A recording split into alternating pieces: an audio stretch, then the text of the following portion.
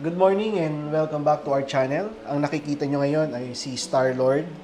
At ngayong araw na to ay tinuruan natin si Star-Lord kung paano siya mag-behave sa mga bagay-bagay sa kanyang paligid. Sa video na to ay makikita nyo na siya ay excited dahil nakakita siya ng baka. Ngunit hindi siya kagaya ni Lapu-Lapu na tumatahol. Ang first lesson ay ang pagkakabit ng leash. Yan, nakikita nyo sa video na si Star-Lord ay nagpupumilit na lumabas nung binuksan ko ang pinto ng kanyang cage, pero binalik ko siya dahil ayoko ng ganoon. Gusto ko ay kalmado siya at dapat ay hindi siya excited kapag lumabas ng cage. Dahil imagine niyo na lang, kapag malaki na si Star-Lord at ginawa niya ang ginagawa niya ngayon, ay talaga namang ikaw ay maaaring matumba or maaari kang madisgrasya. Ang ginagawa natin ay tuwing bubuksan natin ang pinto, ay kailangan siya ay kalmado, hindi dapat siya lalabas.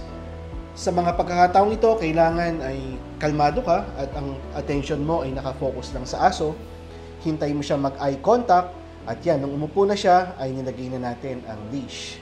Ganito ang gagawin nyo kapag may mga pinto, may mga gates sa bahay nyo. At gaya nito, sa gate namin, ganyan din ang exercise na ginawa ko. At nung nakipag-eye contact niya siya sa akin, ay binagyan ko siya ng affection. At after nun, ay lumabas na kami for a walk.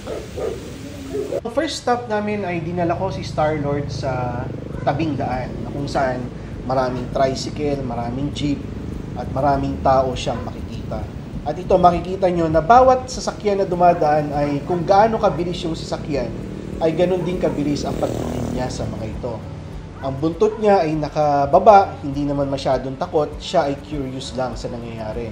Ang panting niya ay hindi ganun kabilis, na indikasyon na hindi siya masyadong takot sa nangyayari.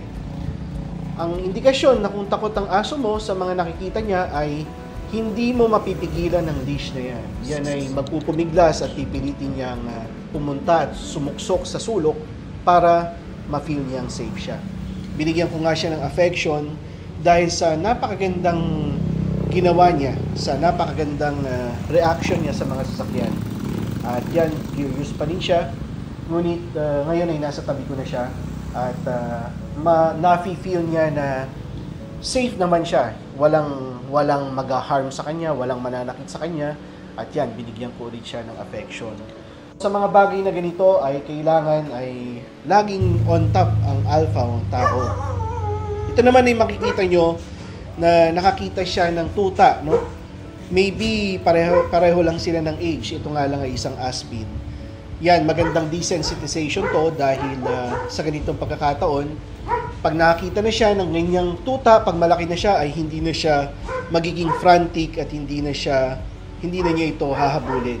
So yan, umalis na kami at ngayon naman ay nakakita siya ng motor at sabi ko, kailangan ding ma-desensitize to sa motor. Hindi nakaandar ang motor. Ang nakita lang niya ay isang bagay na malaki na nakapark sa tabi. So, ang ginawa natin ay umupo tayo sa motor. At nung napansin ko na hindi siya komportable, ay umupo ulit tayo. At naging kalmado tayo sa sitwasyon na to. At nung pinilit natin siyang lumapit at umamoy siya sa aking paa. Then, pag amoy niya dito ay inamoy na niya ang motor.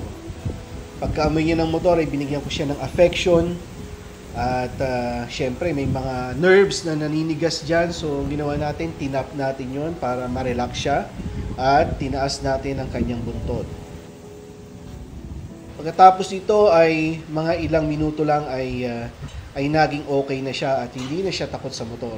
In fact, nung paalis na kami ay inamoy pa nga niya ito. Yan, inamoy niya ang gulong ng motor na indikasyon na hindi na siya natatakot dito. At yan nga, pauwi na kami. At sinuturuan ko naman siya ng leash pressure. Yan. Ayoko nang nauuna sa akin ng aso. Gusto ko lang nasa tabi ko siya. Kaya yan, masanay na siya sa leash pressure ay nasa likod ko na siya at nasa tabi ko lang. Yun lang at maraming salamat po.